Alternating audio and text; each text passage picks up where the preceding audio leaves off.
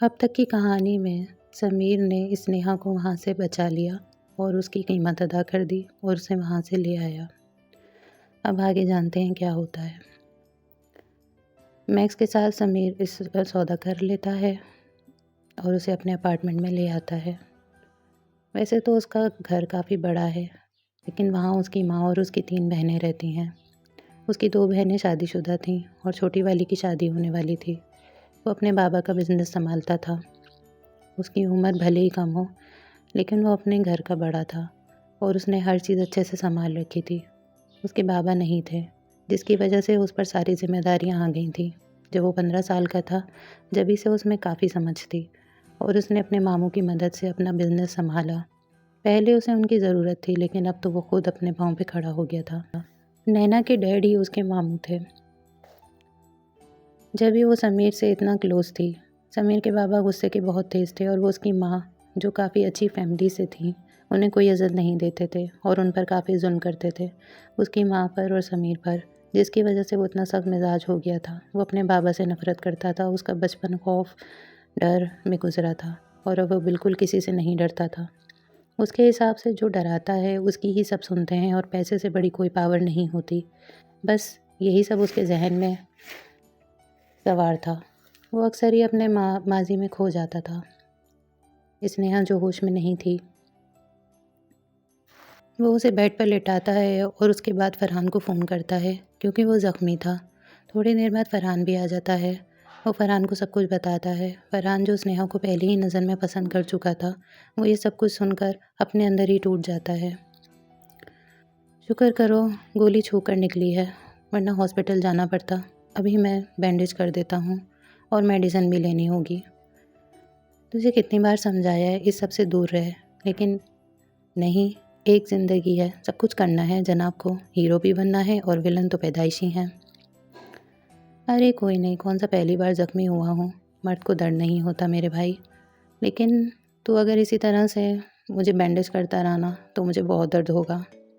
क्यों, निकल गई तेरी हीरोगिरी? वैसे स्नेहा कहाँ है, कैसी है वो? ओहो, तुझे बड़ी फ़िक्र है उसकी। देख भाई है तू मेरा, लेकिन इस मामले में मैं तेरी मदद नहीं कर सकता। वो सिर्फ मेरी है, उसे मेरी ज़िद समझ ले। मैं उसे प्यार नहीं करता, मैं उससे और ना कभी प्यार करूँगा। वो बस सिर्फ मेरा ऑब्सेशन है। अब तो मजबूरी है, क्योंकि वो लड़की जो ज़ारा है ना, उसने उसके ऊपर केस कर दिया है। अब पुलिस उसे ढूंढ रही है। स्नेहा को यहाँ मुझे छुपा कर रखना होगा। अब वो इंडिया भी वापस नहीं जा सकती, वहाँ पर भी बुरी तरह फंस गई है। अब मुझे उसे यहाँ छुपा के रखना होगा। लेकिन तुम उससे प्यार नहीं करते तो फिर ये सब क्यों कर रहे हो? पता नहीं, उसकी आंखों में कुछ बात है। जैसे वो मुझे देखती है, मैं समझ नहीं पाता। जैसे वो मुझसे मदद की मांग रही हो, उसे मेरी मदद की ज़रूरत है, इसीलिए मैं उसकी मदद कर रहा हूँ। मैं सब देख लूँगा, तू फिक्र ना कर। वो सब तो ठीक है, लेकिन जब तुम्हारी मामा को पता चलेगा तो फिर क्या होगा, और नैना को पता चला तो एक अलग ही ड्रामा हो जाएगा। उन सब का इस लड़की से क्या लेन देना? हर चीज़ की कोई कीमत होती है और ये सब मैं मुफ्त में नहीं करूँगा। उसको अपनी ज़िंदगी के बदले अपनी आज़ादी की कीमत चुकानी होगी। अब से वो मेरी ग़ुलाम है, मैंने उसे ख़रीदा है, अब मैं उसका मास्टर हूँ। जो चाहे उससे करवाऊँ, उसके साथ करूँ, उसे सवाल करने का हक़ नहीं है। ना उसके आगे कोई रास्ता है और ना उसकी कोई मंजिल है, वो बस मेरी है। अफ़सोस हुआ, लेकिन क्या करें, हर चीज़ की कीमत है, कोई चीज़ फ्री नहीं होती। फरहान ये सब कुछ सुनकर बहुत अफसरदा हो गया था। उसे स्नेहा से मिलना था। वो दोनों बातें कर रहे थे, जब भी वहाँ स्नेहा आ जाती है। वो काफ़ी परेशान और हैरान थी। उसे काफ़ी चक्कर आ रहे थे, क्योंकि उसे ड्रग्स का इंजेक्शन लगाया था। वो गिरने ही वाली थी, तभी फरहान आगे बढ़ता है और उसे पकड़ लेता है। वो फरहान की बाहों में गिर जाती है और फिर से बेहोश हो जाती है। फरहान समीर की तरफ देखता है। वैसे उसके हाथ में चोट लगी हुई थी, इसीलिए वो स्नेहा को अपनी गोद में उठाता है और उसे दोबारा ले जाके बेड पे लिटा देता है और उसको ड्रिप भी लगा देता है, क्योंकि वो काफ़ी वीक हो रही थी। कुछ वक्त बाद फरहान भी वहाँ से चला जाता है और समीर बाहर सोफे पर ही सो जाता है। सुबह हो गई थी, स्नेहा काफ़ी पहले ही उठ चुकी थी। बस वो समीर को देख रही थी, क्योंकि उसने शर्ट नहीं पहनी थी और उसके हाथ पर पट्टी बंधी थी। उसे कल का कुछ नहीं याद था, सिवाय इसके कि वो कमरे में बंद थी। उफ़, काफ़ी दर्द है, समीर को ज़ख्म में दर्द था जिसकी वजह से उसकी आँख खुल गई थी। तुम जाग गई हो? जाओ पानी लेकर आओ मेरे लिए, किचन है सामने। स्नेहा उसके लिए पानी लेकर आती है। स्नेहा की नज़रों में काफ़ी सवाल थे। वो समीर को देख रही थी कि कब वो कुछ बोले। वो मैं यहाँ कैसे आई? मुझे कुछ याद नहीं आ रहा। आप ठीक हैं?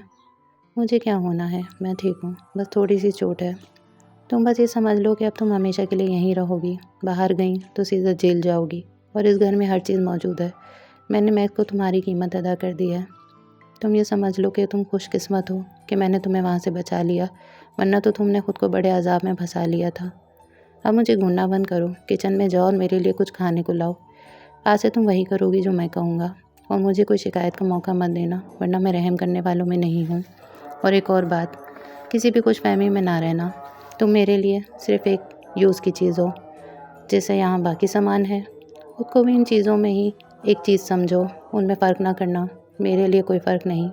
अब जाओ यहाँ से और थोड़ा जल्दी करो। स्नेहा किचन में चली जाती है और जाकर खाना बनाने लगती है। वो खुद से ही बात कर रही थी। पता नहीं मेरी किस्मत इतनी ख़राब क्यों है, इतनी बुरी क्यों है। हमेशा मेरे साथ ही सब कुछ होता है।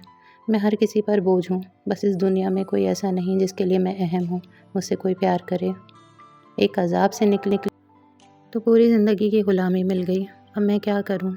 ये शख्स तो साइको है। पहले ही मेरे साथ इतना सब कुछ कर चुका है। अब न जाने आगे क्या करेगा और मेरे साथ क्या होगा। वो समीर के लिए खाना मेज़ पर लगाती है और उसको बुलाती है। समीर खाने को देखकर काफ़ी हैरान होता है, काफ़ी खुश होता है, क्योंकि वो शक्ल से काफ़ी मज़े का लग रहा था। फिर वो खाता है। पहला निवाला खाते ही उसे बहुत मज़ा आता है, क्योंकि पहला ही निवाला खा के उसके मुँह से बाहर निकल जाता है। तुम तो बहुत अच्छा खाना बनाती हो, क्या तुमने कहीं से सीखा है? खैर, आज से तुम रोज़ाना मेरे लिए खाना बनाना वक्त पर। मैं रोज़ाना रात को आऊँगा और मैं तुम्हारे हाथ का खाना खाऊँगा। तुम सच में बहुत मज़े का खाना बनाती हो।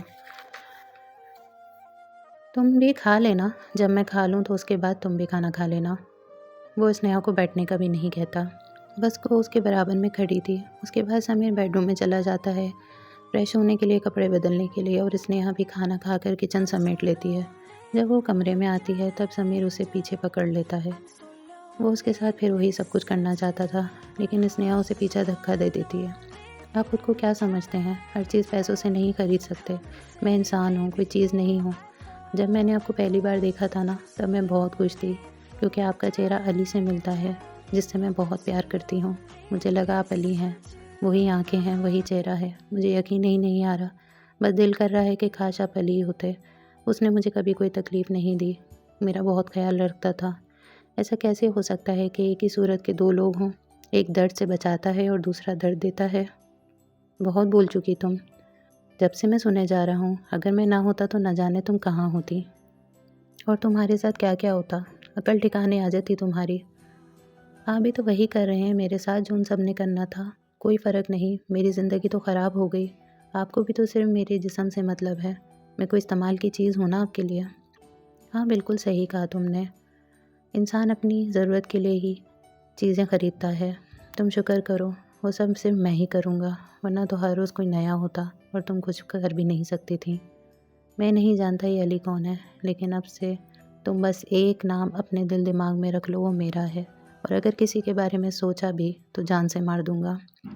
समीर बहुत बुरी तरह स्नेहा का गला दबाता है, जिसकी वजह से उसकी सांस उखड़ने लग जाती है। वो उसको बुरी तरह मारता है। स्नेहा बहुत रोती है, लेकिन उसके सर पर जुनून सवार था। अली का नाम सुनकर वो बर्दाश्त नहीं कर पा रहा था। स्नेहा ज़ख्मों से चूर हो गई थी। वो उस पर बिल्कुल भी रहम नहीं खा रहा था। वो उसको डरा कर रखना चाहता था, इसीलिए वो स्नेहा के साथ ये सब कुछ कर रहा था। उसके बाद वो स्नेहा को बेड पर बिठाता है। आइंदा मेरे सामने बोलने की हिम्मत नहीं करना। मैं नहीं चाहता कि तुम मेरे सामने कुछ बोलो। बस जी हुजूरी करो, वरना इससे भी ज़्यादा बुरा हाल करूँगा। मैं कल तुमसे शादी करूँगा अब, ताकि तुम पूरी ज़िंदगी मेरी रहो। कल शादी है हमारी। और हाँ, हमारी शादी बस एक मुआहदा है, एक एग्रीमेंट है। इस पर तुम पर हक है, लेकिन तुम्हारा मुझ पर कोई नहीं। और ना ही मेरी प्रॉपर्टी, मेरे पैसे पे तुम्हारा कोई हक है। तुम बस मेरी खिदमत के लिए हो, ये बात याद रखना। कल तुम्हारा सारा सामान हॉस्टल से मैं यहाँ ले आऊँगा। और हाँ, तुम यहाँ से भाग नहीं सकती, क्योंकि मैं तुम्हें लॉक करके जाऊँगा। तो मेरी प्यारी होने वाली बीवी, अब तुम सो जाओ, क्योंकि कल का दिन बहुत अहम है, तुम्हारे लिए और मेरे लिए भी। Good night. समीर उसके गाल को किस करता है और उसके बाद वहाँ से चला जाता है। वो बहुत बुरी तरीके से रो रही थी। उसका जिस्म काँप रहा था। समीर ने उसे बहुत बुरी तरह मारा था, इसीलिए वो तकलीफ़ में थी। उसे समझ ही नहीं आ रहा था कि एक इंसान के कितने रूप हैं। वो पुरानी बातें सोच रही थी, जब वो कॉलेज के ट्रिप पर साथ गए थे। समीर उसकी बराबर वाली सीट पर आके बैठ गया था। सारी लड़कियां गुस्से से स्नेहा को घूर रही थीं। सारे रास्ते वो काफ़ी प्यार से उसकी तरफ देख रहा था और स्नेहा कभी मुस्कुराती थी तो कभी शर्माती थी। उसे भी इस समीर का ऐसा करना बहुत अच्छा लग रहा था। उनका ट्रिप था किसी जंगल का। सारे लोग कैंप लगा रहे थे अपना अपना। स्नेहा और टीना भी कोशिश कर रहे थे, लेकिन उनसे कैंप लग ही नहीं रहा था। उनसे नहीं हो रहा था। ये सब समीर भी देख रहा था, इसलिए वो उनके पास उनकी हेल्प के लिए आ जाता है और उनका कैंप लगाने में मदद करता है। सोनिया और स्नेहा, टीना, तीनों ने कैंप शेयर किया था। क्योंकि वह स्नेहा को काफ़ी पसंद करती थी सोनिया, इसीलिए उन्हीं के साथ रही। नैना को ये बात बिल्कुल पसंद नहीं आ रही थी। वो काफ़ी जेलस हो रही थी क्योंकि उसका पूरा ग्रुप स्नेहा को ज़्यादा ही लिफ्ट करा रहा था, ख़ास तौर पर समीर। समीर की तो आदत ही थी, वो हर लड़की के साथ ही फ्लर्ट करता था, लेकिन स्नेहा से नैना को ज़्यादा जलन हो रही थी क्योंकि वो उसके साथ बहुत ज़्यादा क्लोज़ हो रहा था। सब लोग अपने अपने टेंट में थे। रात का वक्त हो गया था। सब लोग आराम कर रहे थे। चांदनी रात थी और स्नेहा को बिल्कुल भी नींद नहीं आ रही थी। वो अपने टेंट से बाहर आती है